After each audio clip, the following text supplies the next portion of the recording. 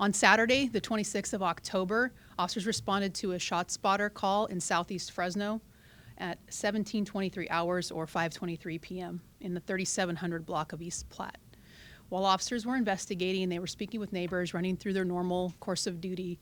One of our sergeants responded on scene and was sitting in his car nearby. It was about 18:25 hours or 6:25 p.m. when an individual showed up on scene. We would later learn that he was the suspect in the original shot spotter and a murder that we would shortly discover. The suspect drove up to the officer. Suspect Andy Morales, as you can see pictured here above me, 40 years old, from Fresno.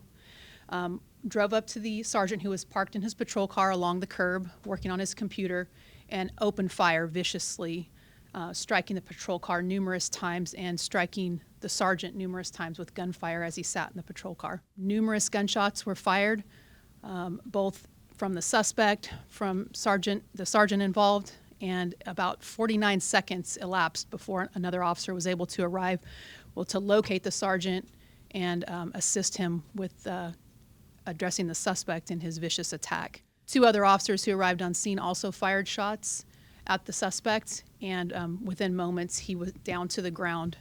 Officers were able to contain that momentarily while they began providing first aid to the sergeant, including applying tourniquets to prevent him from bleeding out. He's still hospitalized, but we don't expect it to be too much terribly longer. But as day by day, I think they're still upgrading his condition rather until they're ready to release him.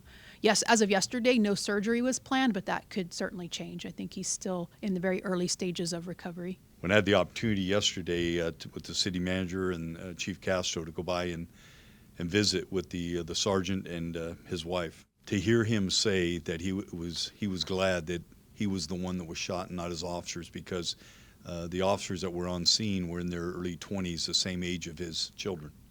And he was looking out for those officers just as he would look out for his own kids.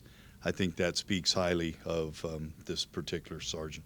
We're very, very fortunate. We're not here today talking about the death of a police officer. It's very personal to me because I happen to be good friends with this sergeant.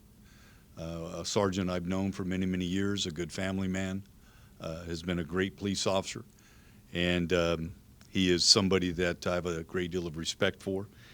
He's somebody that worked in our intel unit for many, many years, and he was the one who was providing protection detail for me many times over the years.